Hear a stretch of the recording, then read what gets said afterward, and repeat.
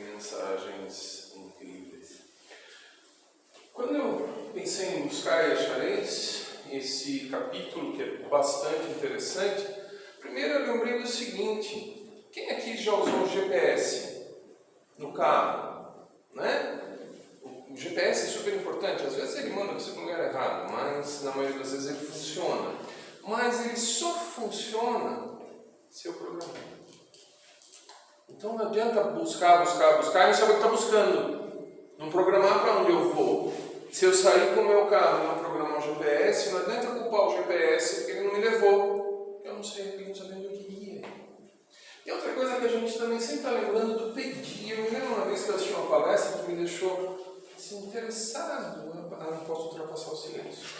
O rapaz falou assim: cuidado com o que você pedir, você pode receber.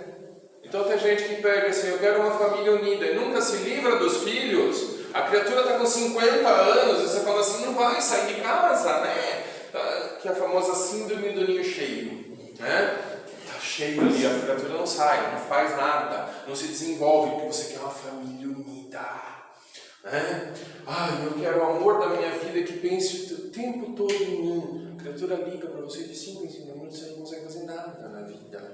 Acorda você à noite, então cuidado com o que você pede, pode ser que você obtenha. Eu tinha um aluno que me deixava nervoso. A gente ia passar visita no hospital, ele estava com o celular assim, eu falava: meu Deus, o que você está fazendo? Estou avisando minha namorada que nós estamos entrando no quarto 417. E eu achava absurdo. Aí um dia ele chegou triste, falou assim: o que aconteceu? Minha namorada terminou comigo. Eu falei: que bom! A menina demonstrou inteligência, porque aguentar alguém mandando habitar, né? Então cuidado com o que você pede, porque você pode receber. E aqui não era nem espírita, mas Monteiro Lobato, num livro com a Emília, ela também achava que ela tinha que mudar o mundo, que ela achava que, por exemplo, que melancia não devia nascer no chão, melancia devia nascer em árvore, até a hora que caiu a melancia na cabeça dela. E aí a gente começa a perceber que a gente tinha vontade de mudar tudo, que o mundo fosse como a gente queria. E se a gente realmente conseguisse mudar, nós íamos fazer cada desgraça. Então, muito cuidado com o que você pede, muito cuidado com o que você busca. E para buscar, você precisa saber de onde você vai, para onde você quer ir. Porque muita gente sai buscando. Mas tanta gente que fala assim: eu sou um buscador. Você está buscando o quê, criatura? Para morder, como diz o meu jardineiro, para morder o que você está buscando? A gente precisa definir o que você está buscando. Então é muito interessante o ajuda-te que o céu te ajudará. Muita gente está buscando, mas está buscando a facilidade. Ao invés de pensar na espiritualidade como uma oportunidade de crescimento, às vezes pensa na espiritualidade como uma oportunidade de escambo. Deus proverá. Trabalha. Deus vai resolver. Cara, vai lá, né? E tenta fazer alguma coisa. Então, ajuda-te, o céu te ajudará. Não adianta ficar parado. Tem uma piadinha, inclusive, que era interessante, né? Um rapaz que queria ganhar na loteria. E ele ia à igreja, tinha um santo, no qual ele tinha muita fé, e falava: meu Santo Antônio, me ajude a ganhar na loteria. Se eu ganhar, eu sou muito feliz. E ele fazia isso todo dia. Ele passou 10 anos fazendo isso. Até um dia que Santo Antônio chegou e falou: você já jogou, criatura?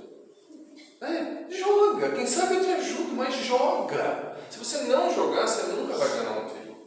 Aliás, se vocês ouvirem que eu ganhei na loteria, é mentira, porque eu nunca joguei. Então não vou ganhar. Pedir, dar-se-vos-á, buscar e achareis, bater e se-vos-á. O que significa? Eu tenho que almejar alguma coisa. Eu vou pedir e vai me ser dado. Agora eu tenho que entender que eu tenho que ser humilde, pedir, mas aceitar o que vem. E aceitar é muito importante. Tudo que eu peço eu recebo, só que nem sempre com as características que eu queria. Eu tinha um amigo na minha época de estudo de doutrina espírita, ainda fazendo os primeiros estudos, ele falou assim: eu queria tanto que no Pai Nosso a gente falasse assim, que faças a sua vontade, desde que seja 7 da noite, tal hora, do tal jeito. Mas a gente não pode dar uma mudadinha no Pai Nosso, a gente quer fazer isso. A gente quer pedir coisas que estão fora da lei natural. Então, se você bater, provavelmente vai ser aberto sim. E aí, evangélico, inclusive, qual de vós, porventura, é aquele homem que se seu filho lhe pedir pão, vai dar uma pedra? Qual de nós, quando o filho pede comida, você vai, ao invés de dar comida, você vai dar uma pedra? Ou se pedir peixe, vai te dar uma serpente? Se nós, que somos, e ali está em Mateus, se nós que somos ainda imperfeitos, tentamos dar o melhor de nós para as pessoas, não só para os filhos, mas para nós, o que se dirá de Deus, então? Só que o grande problema é que, às vezes, a gente não percebe que nós estamos recebendo o melhor. Só que a gente queria que fosse diferente. Eu queria que o meu melhor não fosse azul, fosse vermelho. Eu queria que o meu melhor fosse a tal hora, fosse às 6 da tarde, não às 8 da manhã. Então, será que nós estamos aceitando? Buscar e achareis é o princípio da lei do trabalho. Por isso, lei do progresso. Trabalhar não é um castigo. Trabalhar é uma oportunidade. Então, todo trabalho que você vai realizar é uma oportunidade de crescimento, de aprendizagem. A gente criou aqui a ideia de que o legal é não trabalhar, porque afinal, lá atrás haviam os nobres eram snobs e não trabalhavam, era chique. Mas não existe mais nobre. Então, trabalhar é extremamente importante para o progresso. O progresso é o produto do trabalho, vai colocar em ação as nossas forças. Quando eu trabalho, eu estou buscando um pouco mais. Então, o pedir e dar-se-vos-á, buscar e achareis, a gente precisa lembrar de contextualizar. Então, na infância da humanidade, o que nossos ancestrais pediam? Provavelmente o que eles mais pediam era proteção para não ser caçado por um tigre de dentes de sábios ou um tiranossauro rex, apesar que os homens não conviveram muito com os dinossauros. E também faziam o quê? A gente vê lá os antropólogos estudando rituais de fertilidade para ter comida, rituais de caça para poder caçar. Então eles estavam preocupados, o pedir e obtereis era pedir sustento. Eu estou querendo satisfazer minhas necessidades físicas. Tem inclusive um psicólogo chamado Maslow, que estranhamente não é tão estudado mais nas faculdades de psicologia, ele é estudado mais em administração de empresas, porque ele criou uma teoria das necessidades do homem. Eu nem coloquei aqui, mas as primeiras necessidades são básicas. Eu preciso de comida, de proteção. A segunda necessidade é me sentir suficientemente protegido. A terceira necessidade aí começa a ser a necessidade social. A partir do momento que eu satisfaço minha fome, minha necessidade de proteção, a minha necessidade de convívio social, é aí que eu posso buscar a espiritualidade. Então, é aquela velha história, não fala de espiritualidade para alguém que está vivendo uma dor imensa, para alguém que está naquele momento passando fome. Primeiro a gente satisfaz as necessidades básicas. Então, é claro que na infância da humanidade, a inteligência estava na procura do alimento só, na procura da proteção, nos meios de se preservar. A história era poder se defender só, ou seja, instinto básico. Praticamente o cérebro era igual ao cérebro do jacaré. Jacaré é super legal, não sei se alguém aqui já conviveu com jacarés, mas com jacaré não, mas com lagartixa todo mundo já conviveu. Em casa tem várias, eu adoro, bato o maior papo com elas. Cara, elas nunca me respondeu. Nunca. Se você tiver uma lagartixa e contar para elas uma história maravilhosa, ela nem vai olhar para você. Ela está preocupada em ter comida e proteção. Então o cérebro do homem primitivo era muito parecido com o cérebro da lagartixa. Não venha fazer carinho não, meu. Você pode. Ao homem, Deus deu o desejo constante de melhorar-se. Então às vezes a gente fala mal das coisas. Eu tenho uma dificuldade. Umas dificuldades. Às vezes eu tenho gente que me conta e fala, como é que está? Na luta. Então para de lutar, vai viver, Que coisa chata lutar, vai viver. E aí a gente começa a entender que as dificuldades são o nosso motor. Se a gente nunca tivesse tido dificuldade, ao invés de estar aqui hoje discutindo doutrina espírita, estaríamos todos nós, talvez, numa caverna, nem ter fogo, e falando uga-uga. O que fez as pessoas evoluírem? O que fez a gente... realmente, o nosso constante é que eu vou me desafiar. E aí eu vou ter descobertas, invenções, eu aperfeiçoo as coisas para poder suprir as minhas necessidades. Claro, no homem primitivo era suprir as necessidades básicas de proteção, de caça, de alimento. Né? Agora vejam que coisa interessante, eu separei aqui. Ainda existe um mundo, mas nos transportes, por exemplo, eles falam só de cavalo. Hoje a gente tem viagens interespaciais. Né? Ou seja, olha o que evoluiu. Por que evoluiu? Porque a gente precisava ir de um canto para o outro. Né? Eu ainda estou doido para escutar aquele senhor Spock, por favor, me teletransporte. Porque eu adoraria ser teletransportado, mas não rolou ainda. Mas parece que não está tão longe. Então vejam o que evoluiu. Do carro de boi para um foguete, passando por automóveis, aviões, barcos, etc. As telecomunicações. Gente, o negócio começou com um sinal de fumaça, combatendo tambor. Tum significava estar em risco. Se era só tum, era outra coisa. Então imagine, não faço ideia de como é que era. Quem não viveu esses telefones aqui? Eu, quando era criança, estava no telefone da minha casa. O telefone era super legal. Você apertava um botão e falava com uma telefonista. Se ela deixasse, você falava com a pessoa que você queria falar. Senão, não funcionava, né? E é mó legal, é que eu tenho uma paciente hoje que era telefonista nessa época. Ela fala assim, eu sabia de tudo. Eu sabia de tudo. Que ela escutava, claro. Então vejam, aqui, esse telefone. Gente, quando eu era criança, e eu sou mais velho que muita gente aqui, isto aqui não era nem ficção científica. O celular dela filmando não era.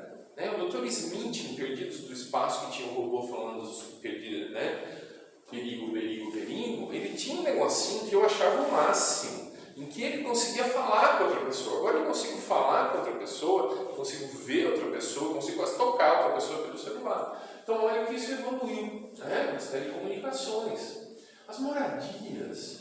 A gente começou morando em caverna, percebendo que se eu fosse para a caverna não ia ser comido pelo tigre. Hoje a gente já está fazendo moradas ecológicas, onde a coisa é muito mais agradável, a gente está mais protegido, a gente está mais cuidado. Mas a saúde, a gente começou só tendo a fitoterapia rudimentar, que era a história, eu vou testar isso aqui para ver se dá certo. Quanta gente, os nossos antepassados, não morreu por testar a coisa para ver se estava certo, porque vocês não acham que havia um método científico com equipamentos de laboratório para eu ver assim, esse aqui é veneno, esse aqui não. Muita gente aqui morreu e a gente teve que observar os bichos. Eu vou usar isso aqui porque o cachorro, quando está com dor de barriga, ele come aquele mato ali, então eu vou testar. O cachorro teve dor de barriga, comeu o mato, ele não morreu.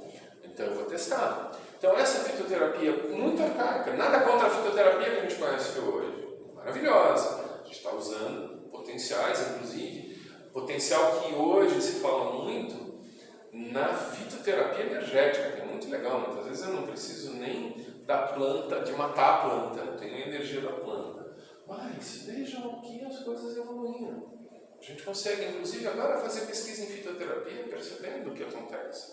O que tem de pesquisa em fitoterapia atualmente é absurdo. Na ciência de ponta, em que eu pesquiso genoma, pesquiso tudo mais. E ao contrário do que era antes, eu vou testar isso aqui para ver se mata. Se não matar, talvez cure alguma coisa. Isso foi feito. Os nossos antepassados passaram muito por isso. E quantos não tiveram desgraças? Quanto não deu? Hoje não. Os avanços da tecnologia, a nossa inteligência cada vez mais. A minha dona é avó italiana, ela dizia assim, quando meus filhos nasceram, não abria olho não, só abria olho quando estava depois de 15 dias. Hoje já nasce quase falando, E é verdade, nós evoluímos como seres, as crianças hoje estão muito mais ativas e muito mais desenvolvidas, quem tem filhos, netos, sabe disso, quem lida com crianças sabe disso. Então, graças às pesquisas, a inteligência se desenvolve. Kardec coloca que a gente vai ter primeiro a evolução material, para depois depois ter evolução espiritual e moral. Isso bate com o Maslow, que fala que quando eu consigo satisfazer minha fome, consigo satisfazer minha necessidade de proteção, consigo satisfazer a minha necessidade de convívio social, eu posso evoluir e aí pensar mais. Então Kardec diz a mesma coisa. O que a gente precisa? Dar um passo além. Perceber que ok, a gente já tem um desenvolvimento material razoável, mas e o desenvolvimento espiritual? Né? As necessidades do corpo, a gente precisa começar a pensar nas necessidades do espírito. Depois de estar alimentado do material, eu preciso pensar em qual que é o meu alimento espiritual. Como é que eu vou alimentar o meu espírito? Como é que eu vou satisfazer essa necessidade que a gente tem, todos nós temos? Tem um momento que ou por dor ou por tédio, você acaba tendo necessidades espirituais. A gente sabe, numa casa espírita, numa casa religiosa que atende, o que a gente mais vai ter são pessoas que estão em dúvidas, que têm momentos muito difíceis, que estão em desafios. E a gente vai precisar do alimento espiritual nesse momento. Necessidades do corpo, água, alimento, movimento, descanso. Eu não sei se vocês já passaram 72 horas acordados. Eu já. É um inferno. Depois de 3 dias no hospital, por exemplo, de plantão, quando você sai, você acha que as pessoas te odeiam, né? A primeira pessoa que encontra e fala bom dia, você fala bom doutor. Oh meu Deus. Então, descanso também é importante. Quais são as necessidades do espírito? A oração é fundamental, a gente às vezes esquece. A gente lembra da oração na casa espírita, e é maravilhoso que a gente lembra. A gente lembra da oração, às vezes em momentos de mais dificuldade, mas nas grandes dificuldades às vezes a gente esquece que a gente não é treinado por nós mesmos. A oração é um momento incrível. Tem um filósofo que diz que orar é contar para Deus o que eu preciso. Que eu preciso aprender a, depois de orar, meditar, para poder escutar a resposta de Deus. Então, cada vez mais oração. Oração não é petitória. Eu queria isso. Não é isso do supermercado. Oração é realmente me colocar em contato. O estudo. Importante que a gente estude também, importante que a gente se desenvolva, importante que a gente leia, que a gente discuta, que a gente converse, que a gente entenda que o outro pode ter uma opinião diferente. Porque a opinião diferente do outro muitas vezes abre os meus olhos. O trabalho é um grande benefício. O trabalho nunca foi um castigo, o trabalho é um benefício. O trabalho, inclusive, é a oportunidade de crescimento. Eu tenho um amigo que falou, mas eu sou mecânico. Cara, que maravilha! Você pode, com o seu trabalho, consertando automóveis das pessoas, tratando essas pessoas de uma maneira diferenciada, você pode mudar o mundo. Eu uma vez fui alertado, sem querer, por uma caixa de supermercado. Eu passei as minhas compras, estava muito cansado, eu tinha viajado muitas horas. E eu queria comer, estava sem comer fazia tempo. Eu passei as contas, aquela coisa de sempre, né? Automático, passa o carrinho, passa as compras, está aqui, quanto é, tanto, paga, tal. E vai embora. A moça me chamou e falou, eu te falei bom dia, e você só respondeu bom dia, você não podia ter sorrido? Você podia. Você está com uma cara meio ansiosa. Ela me notou e eu não notei.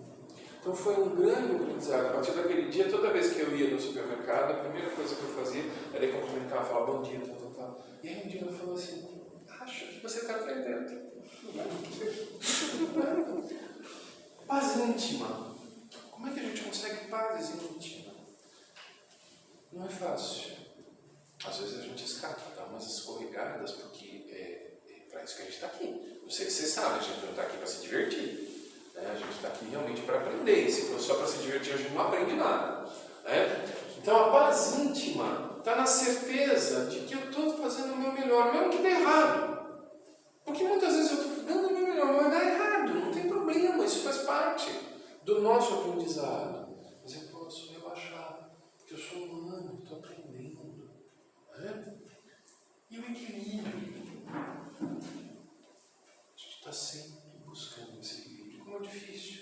Porque muitas coisas nos desequilibram. Eu passo o dia inteiro conversando com pessoas. E eu vejo pessoas confrontando desequilíbrios, às vezes, com coisas assustadoras. Assustadoras no sentido de uau. Né? Saiu um artigo agora que é científico, não tem nada de espírita, nada de nada. 2 meses atrás saiu um artigo avaliando as preocupações das pessoas. Eles fizeram um questionário acompanhando as pessoas por um ano e descobriram que 86% das preocupações não servem para nada. E não resultaram em nada. 86%! Ou seja, de cada 10 preocupações, 1,5 das suas preocupações que servem para alguma coisa. De cada 10. O resto não serve para nada. Só serviu para te dar ansiedade. Né? Então, equilíbrio. É assim que o homem passa da selvageria à civilização. Mas precisa tomar cuidado. E aqui eu precisava correr do tigre. Aqui eu preciso aprender a desligar o celular, a desligar o computador, a me desligar de certas coisas. Né? O progresso que o homem realiza durante a sua vida terrena é insignificante e num grande número deles é até imperceptível. O que a gente passa aqui na nossa vida, às vezes é muito tempo. Por isso que os desafios têm muito. Por isso que às vezes você fala assim, nossa, eu estou tão sossegadinho, de repente aparece um desafio. Sim, e senão você fica sossegadinho mesmo. A coisa que a gente mais gosta é ficar sossegadinho. Como diz o mineiro, né? Eu queria ficar aqui, mas não me tira daqui, não. Deixa eu sossegadinho, né? Você não é mineira, né, Marisa? Eu sou. Você não é mineira, viu? Então você conhece isso bem, né? Largadeu, deixa eu aqui quietinho. Me dá um queixo e pronto. Né? Então, o que a gente vai perceber é que se a gente ficasse sossegadinho, sabe o que acontece? Nada. Não precisam acontecer coisas ruins. E quando acontecem, a gente precisa agradecer. Eu tenho um amigo que é psiquiatra que um dia, numa reunião, conversando, ele falou assim, ai, hoje eu estou muito grato. Puxa, o que aconteceu de lugar? Ele falou, nada, eu tive um pesadelo desgraçado. Você está agradecendo? Ele falou, claro, o pesadelo foi horrível. Eu tive que revisar um monte de coisa dos meus conceitos na vida. Olha que importante.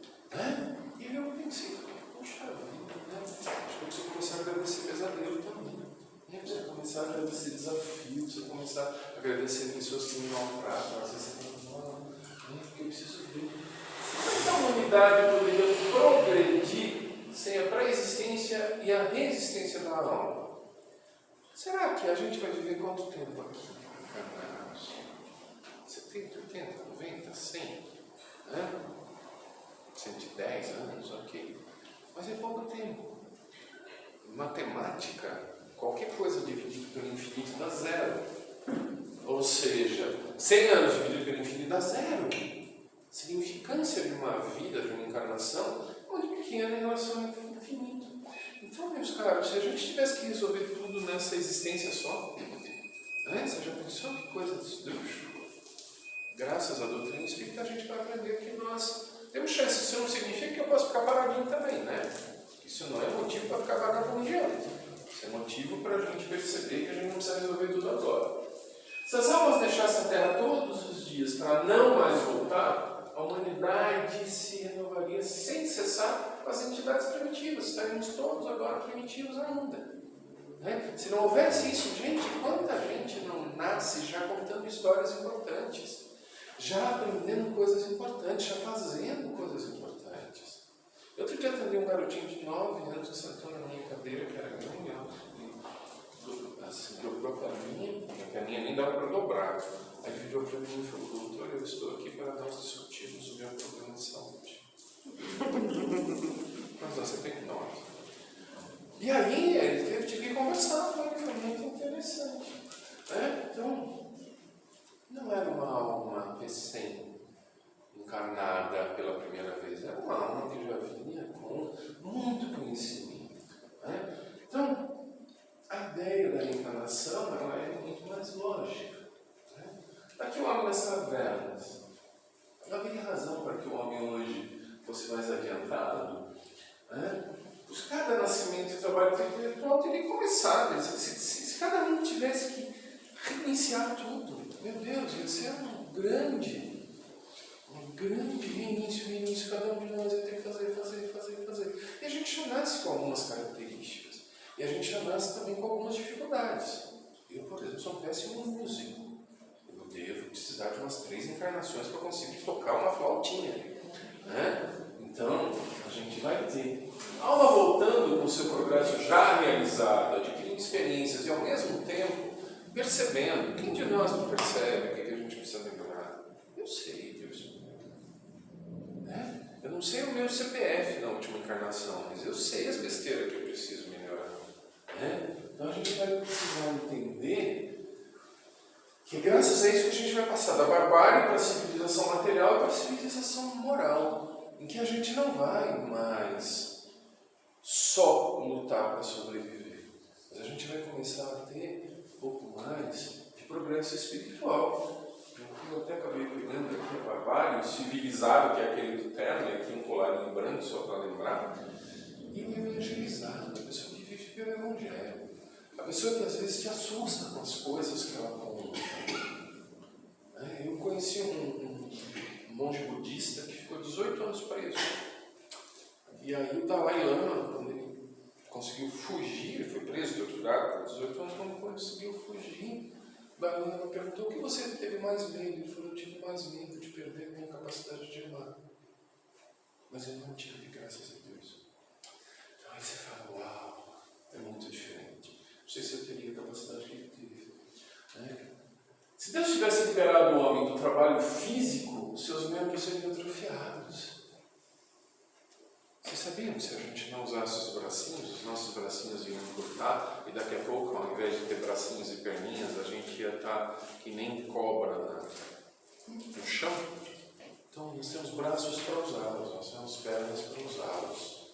É fundamental. Porém, se Deus também livrasse do trabalho intelectual, o espírito ia permanecer na infância. Se não tivesse desafios intelectuais, o que ele ia fazer?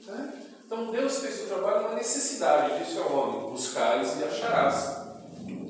Serás filho das próprias obras, terás o mérito da sua realização, serás recompensado segundo o que tiveres feito. Não é crime e castigo, mas realize e você colherá. Plante e você colhe. Não adianta eu não plantar e sair querendo colher. E a virtude desse princípio, os espíritos não poupam ninguém de trabalho. Então não adianta também pedir, obter, queridos espíritos benfazejos, eu gostaria de ficar com muito dinheiro, não precisar mais trabalhar, só ficar, gostaria de ser. Para! Isso é o cúmulo do materialismo. O preguiçoso ia enriquecer muito fácil. O ignorante ia se tornar sábio, sem nenhum esforço. E não é isso que acontece. A gente precisa também se esforçar. A gente precisa fazer exercício para ter músculo. Nenhum daqueles fisiculturistas cheios de músculo ficou musculoso porque fez orações para os espíritos benfazejos. Eu não conheço espírito fitness, espírito personal trainer. A gente precisa fazer exercício. Os espíritos nem vêm livrar o homem da lei do trabalho, mas mostrar que pode se trabalhar com mais prazer, com mais sossego, com mais. E aí perceber que por mais que o meu trabalho seja difícil, eu não preciso achar lindo todos os meus trabalhos, mas eu posso fazê-lo de uma maneira que eu possa, inclusive, exercer caridade, como estava naquele texto que você leu. Marcha e atingirás. Vai encontrar pedras aos seus passos. Não tem vigilante, também não sai marchando assim, olhando para cima, porque vai ter pedra no caminho. Você precisa de vez em quando olhar, por isso que está o orai e vigiai. Segundo a compreensão moral, essas palavras de Jesus significam o seguinte: pede a luz que deve clarear o nosso caminho e ela será dada. Ou seja, pede mais luz, pede mais entendimento, pede a força de resistir ao mal e você vai ter. Como é que estava na oração que você disse? Pai nosso que todos nos conhecemos. Pede a assistência dos bons espíritos e eles virão te ajudar. Não acho que é automático também. Você vai pedir, eles vão te ajudar da maneira que seja boa para você. Porque às vezes o bom para você é quebrar a cara, sabia? Porque se você estiver por um caminho muito complicado, o bom espírito, você está na beira do abismo, o bom espírito não vai chegar e falar acelera aí, então, para ver se você cai do abismo. Muitas vezes ele vai te dar um chute para você cair ali e não continuar para cair numa queda maior. Então a gente precisa entender isso. Às vezes as rasteiras, elas vêm realmente para nos proteger de algo muito pior. E quando a gente tem um pouquinho de paciência para olhar o passado, a gente vai perceber que muitas rasteiras lá no passado, que eu fiquei com aquele pezinho assim, diferente, fechando o cabelinho, tal, foram grandes proteções. Grandes proteções. Quando eu olho para muita coisa do meu passado, eu percebo que muita coisa que aconteceu me deixou bravo, realmente era super importante. Algumas você fala, nossa, que injusto, você fala, não tinha injustiça nenhuma, depois eu voltei. Era realmente o que era necessário e eu consegui muito mais. Como anjo de Tobias, você não te guia, eu vou pedir ajuda, mas eu também vou entender que eu posso ser guiado por um espírito superior. E se ele me guiar, eu preciso aceitar essa criança também. Porque deve ter um espírito superior com saco cheio, desculpe a palavra, de tanto tentar insistir. Eu já trouxe, acho que aqui inclusive, tem um videozinho que é de um grupo chamado Espiritismo e Humor, que é de um obsessor, que chega para o rapaz e fala assim, cara, eu não aguento mais, eu tento te obsidiar, mas você está fazendo tanta besteira que eu não consigo nem te obsidiar. Eu já estou orando para ver se você melhora, para eu poder te obsidiar depois. Então a gente às vezes não percebe essas coisas. Pedir bons conselhos e jamais você não acusar isso. Gente, é assustador o que a gente recebe de milagres. A gente fica sempre reclamando, mas são milagres o tempo todo. Milagres. Se vocês prestarem atenção, todo dia a gente vê milagres. Bater a nossa porta e ela será aberta. Nunca foi negado para ninguém o auxílio. O problema é que o auxílio nem sempre é aquele que você quer. Nem sempre é do jeito que você quer, na hora que você quer. Vai ser um grande auxílio.